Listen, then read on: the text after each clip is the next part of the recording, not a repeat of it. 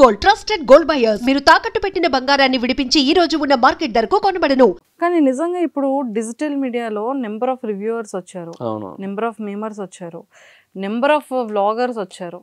ఇవన్నీ చూసిన తర్వాత మహేంద్ర గారు మీకు ఏమనిపిస్తుంది? అంటే ఎంతవరకు ప్రాపర్ ఇన్ఫర్మేషన్ అనేది పబ్లిక్కి ఈ డిజిటల్ ఇస్తుందని మీరు అనుకుంటున్నారు? యాక్చువల్గా జెన్యున్ ఇన్ఫర్మేషన్ కంటే మిస్లీడింగ్ ఇన్ఫర్మేషన్ ఎక్కువైపోతున్న ఫీలింగ్ వస్తుందండి. అంటే జెన్యున్ ఇన్ఫర్మేషన్ కొంతమంది నుంచి బాగానే రీచ్ అవుతుంది, బట్ మిస్లీడింగ్ ఇన్ఫర్మేషన్ అంతకంటే ఎక్కువ మంది నుంచి వెళుతూ ఉండేసరికి అది రైటో రాంగో కూడా పట్టించుకోకుండా దాన్ని యాక్సెప్ట్ చేసేస్తున్నారు కొంతమంది. సోషల్ మీడియా ఎక్కువ అయిపోవడం వల్ల మరి వైడ్ రేంజ్ అయిపోయింది. ఇప్పుడు ఇది ఒక చిన్న ఎగ్జాంపుల్, మా ఇంట్లోనే మా మదర్ ఉన్నారు. ఆవిడ ఏంటంటే యూట్యూబ్ ని ఎక్కువ స్క్రోల్ చేస్తూ ఉంటారు. మన కూతురు కనబడుతుంది అన్న పాయింట్ ఆఫ్ వ్యూలోనే ఏదో ఒక దాంట్లో కొన్ని న్యూసెస్ చూస్తారు. అమ్మో ఇది ఇలా అంట అలా అంటారు. మమ్మీ ప్లీజ్ మమ్మీ అది థంబ్నెయిల్ కోసం అలా పెట్టారు మమ్మీ అని.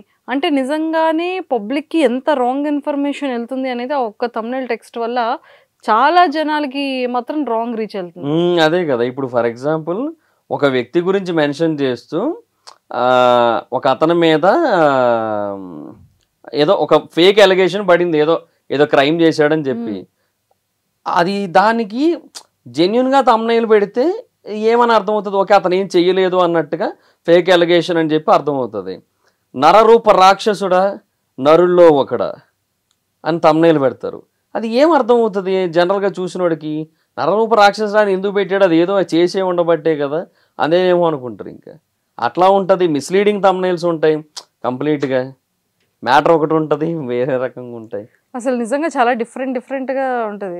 ఒక్కొక్కసారి నాకు కూడా చాలా ఫన్నీ కాదు కోపం వచ్చేస్తుంటుంది, ఎవట్రా బుర్ర తక్కువ ఎదవాలనిపిస్తుంటుంది. ఇంకా సో అలాంటి కొన్ని సిచ్యువేషన్స్ జరుగుతూనే ఉంటాయి. And one more thing Mahendra గారు, అండ్ మీరు మంచి రియాలిటీ షోలో చాలా మంచిగా రైటింగ్ రాసేవాళ్ళు, జబర్దస్త్ కామెడీ షోస్కి అండ్ అలాగే ఇంకొన్ని షోస్కి కూడా మంచి రైటింగ్ రాసేవాళ్ళు కంటెస్టెంట్స్కి. మరి ఏంటి సడన్గా ఎందుకు మాని క్విట్ అయ్యి ఇలా ఇండివిజువల్గా రావాల్సి వచ్చింది? అంటే ముందు నుంచి యూట్యూబ్ చేస్తున్నాను యాక్చువల్గా. జబర్దస్త్ చేస్తున్న టైంకే యూట్యూబ్ చేస్తున్నాను యాక్చువల్. సో జబర్దస్త్ చేస్తున్న టైంలో నేను అప్పటికే యూట్యూబ్ పెట్టేశాను. 2016లో నేను జబర్దస్త్కి వెళ్ళాను. 2016 జూలైలో. 2012లో స్టార్ట్ అయిందా? 12లో స్టార్ట్ అయింది. 12 కూడా 13th అనుకుంటా. 13th ఫెబ్రవరిలో స్టార్ట్ అయింది. అందుకే 12 years రీయూనియన్ పెట్టారు 25.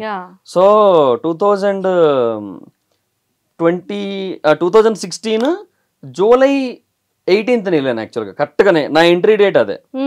యాక్చువల్గా వెళ్ళిన డేట్ అయితే 2016 జూలై 7, 8, 9 అవకాశాల కోసం వెళ్ళిన డేట్. లోపలికి అడుగు పెట్టింది అయితే 18th. అంటే ఆ రోజు షెడ్యూల్ ఉందన్నమాట, జబర్దస్త్ షెడ్యూల్ 18th. అందుకని ఆ రోజు రమ్మంటే మళ్ళీ వచ్చాను. సో నాకు ఆ డేట్లు ఎందుకంత బాగా గుర్తంటే జూలై 17 నుంచి జూలై 20 మధ్యలో 4 days కదా, 3 days నాకు చాలా ఇంపార్టెంట్ డేస్. ఎందుకంటే జూలై 17 మా డాడీ చనిపోయిన రోజు, జూలై 20 నా పుట్టినరోజు, జూలై 18 నేను జబర్దస్త్కి వెళ్ళిన రోజు.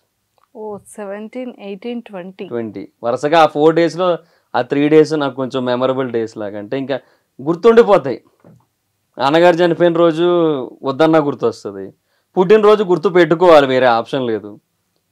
జబర్దస్త్కి వెళ్ళింది ఏంటంటే నా లైఫ్లో మోస్ట్ ఇంపార్టెంట్ జర్నీ కాబట్టి దాని నుంచే కదా ఇలా ఇదంతా ఇప్పుడు. అందుకు అలా స్టార్ట్ అయింది. సో అంతా బానే ఉంది. కూడా చేశారు కదా, చాలా చేసా, ఒక 200 skits దాకా చేశా అప్పట్లో. అంటే ఒక 200 అంటే 180 200 దాకా ఉంటాయి. ఎందుకంటే ఆర్పి అన్న దాంట్లోనే 120 skits చేశాను నేను. తర్వాత నేను జీవనన్న టీమ్ లీడర్గా 18 skits చేసాం. తర్వాత నేను ప్రకాష్ అన్న టీంలో కొన్ని స్కిట్స్ చేసా, అభి అన్న టీంలో చేసా, అవినాష్ అన్న టీంలో చేసా, అవినాష్ అన్న కార్తిక్ అన్న టీంలో చేసా, తర్వాత పంచప్రసాద్ అన్న నాటి నరేష్ టీంలో చేసా, అప్పారావు గారి టీంలో చేసా, చంటి అన్న టీంలో చేసా, చాలా టీంలో కవర్ చేశారు ఆల్మోస్ట్. భాస్కర్ అన్న టీంలో కూడా 2 skits చేసా, ఒకటైతే కన్ఫర్మ్ చేసా. రాకేష్ అన్న దాంట్లో చేసా. నేను చెయ్యందల్లా రాఘవ గారి టీము అంతే, ఆది అన్న టీంలో కూడా ఒక స్కిట్లో చేసా అంతే. సుధీర్ అన్న టీంలోని రాఘవ గారి టీంలోనే చంద్రన టీంలో ఈ 3 టీములు చేయలేదు అంతే. ఓకే. సో అప్పుడు ఎలా ఉండేదండి మీ రెమ్యునరేషన్? ఎంత ఉండేది? రెమ్యునరేషన్ జబర్దస్త్లో ఎప్పుడు తక్కువే అండి. అంటే అందరికీ కాదు, మా మా మా లెవెల్ పొజిషన్ వాళ్ళందరికీ తక్కువే. నాకు ఇనీషియల్ డేస్లో అందరూ స్కిట్కి 1000 ఇచ్చారు. ఆర్పిఎన్ కూడా ఒక 60-70 స్కిట్స్ వరకు 1000 ఇచ్చారు. ఆ తర్వాత రిమైనింగ్ స్కిట్స్ ఆయన దగ్గర ఒక 120 వరకు చేశాను నేను. సో దానికి మిగతా వాటికి 2000 ఇచ్చారు ఆయన. నేను టీమ్ లీడర్గా చేసినప్పుడు నాకు ఒక 5000 మిగిలేది per skit.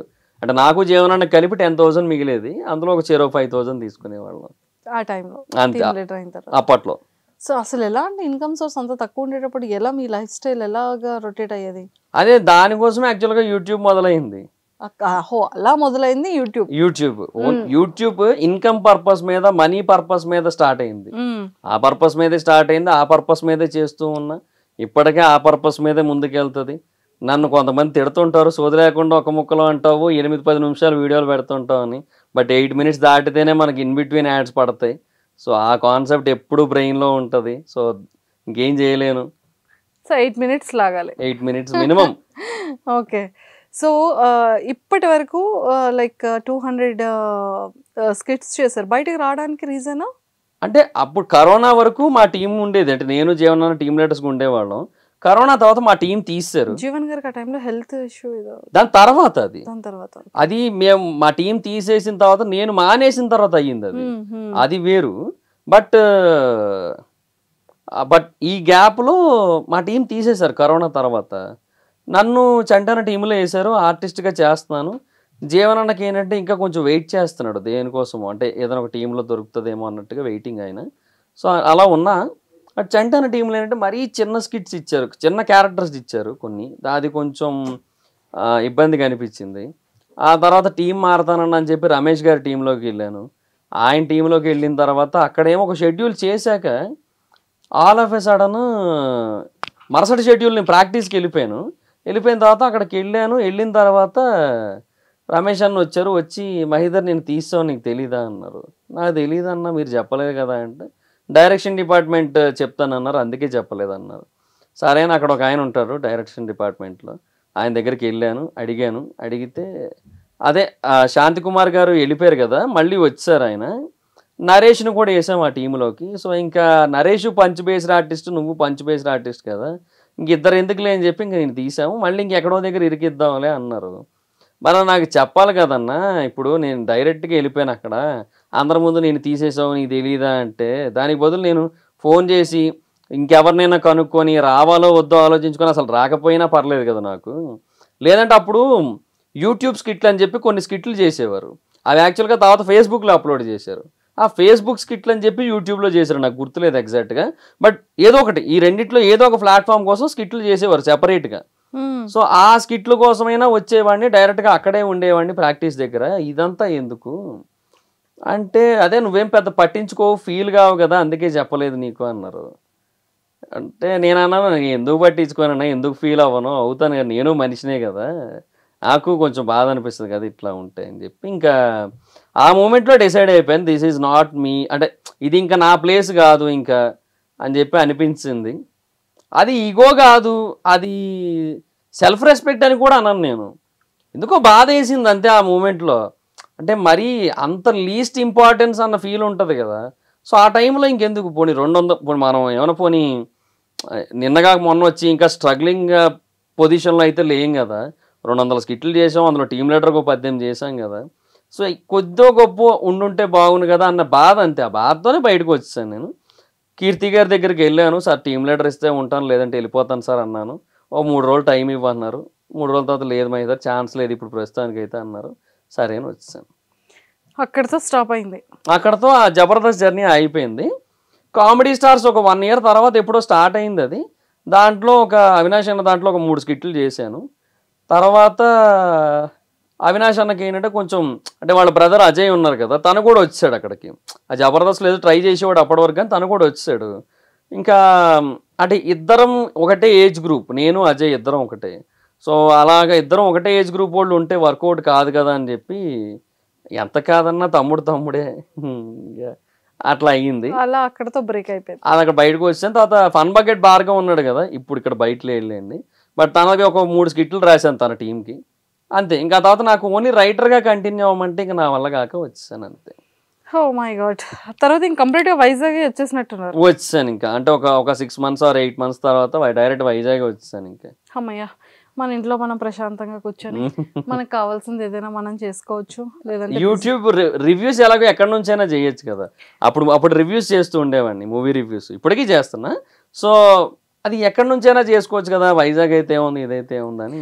And for more videos, Please subscribe to iDream. Please subscribe to iDream. Please subscribe iDream. And please subscribe to iDream.